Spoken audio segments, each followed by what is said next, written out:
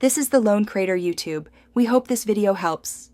A beatdown deck centers on a high hit point tank and 1 to 2 heavy supports. Choose a tank that fits your playstyle.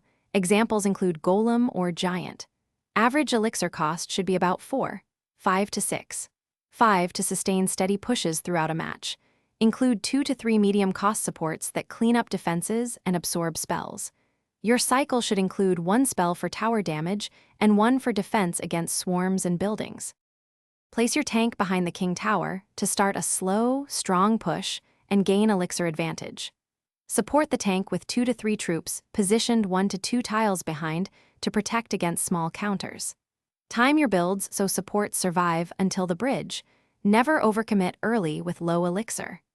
Use 1 spell when the tank reaches the bridge to secure tower damage or eliminate key defensive counters. Rotate remaining cards to prepare a second wave with intent. Defend with low-cost cards and a single heavy counter to enable a strong counterpush after a stop. When you kill or stall an enemy push, convert that defense into a counterpush by placing the tank behind surviving supports quickly.